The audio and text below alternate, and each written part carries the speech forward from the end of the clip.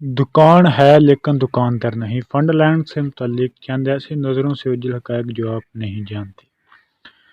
Fun land کا شمار گزشتہ چند سالوں سے دنیا کے سب سے خوش ممالک میں کیا جاتا ہے۔ جبکہ یہ ایک چھوٹا سا ملک ہے، مقامی لوگ عالی شان لباس یا تیز کاروں سے دوسروں کو متاثر کرنے کی کوشش نہیں کرتے، بلکہ یہ لوگ ایک دوسرے اور فطرت کا خیال رکھنا جانتے ہیں۔ آج کی اس ویڈیو میں ہم فن لینڈ سے متعلق چند ایسے نظروں سے اوجھل حقائق کا ذکر کریں گے جو آپ نہیں جانتے۔ بغیر دکاندار کے دکان۔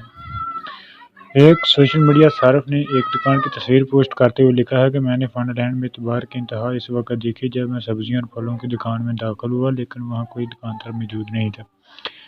نظام کچھ یوں تھا کہ آپ کو جو خریدنا ہے خریدیں اور وہاں رکھے جرنل میں درج کر دیں اور ساتھ ہی ڈبے میں رقم ڈال دیں یا آن لائن ادا کر دیں۔ پانی اور ہوا سے مل کر بننے والے برف کے انڈے۔ یہ ایک انتہائی نایاب نظارہ ہے جو فن لینڈ کے شمال میں دیکھنے کو ملتا ہے۔ ساحل کے کنارے موجود یہ دلچسپ انڈے پانی اور ہوا کی وجہ سے موجود آتے ہیں۔ لائبریری کہاں ہے؟ روشن بسیں جو کہ اصل میں موبائل لائبریریاں ہیں، یہ فن لینڈ کے دائرہ حکومت کے گرد گھومتی ہیں۔ ہفتے کے دن صبح وہ ان جگہوں پر لائبریری کی خدمات مہیا کرتی ہیں جہاں بچے بڑی تعداد میں موجود ہوتے ہیں، جیسے کنڈرگارٹن اور اسکول اور پلے پارکس۔ برف سے تیار کردہ ڈرائنگ۔ جیسے جب موسم سرما میں یہاں کی جھیلوں کو برف پوری طرح ڈھک لیتی ہے تو آپ انہیں ایک بہت بڑے کینوس کے طور پر استعمال کر سکتے ہیں اور برف سے ڈرائنگ بنا سکتے ہیں۔ آئی ٹی کنسلٹنٹ جین پائکیو نے اس قسم کا فن ایجاد کیا اور وہ ان کے دوست فن لینڈنگ کی جھیلوں پر یہ بہت بڑی ڈرائنگ بناتے ہیں۔ باغ میں زمین کرائے پر دستیاب ہے۔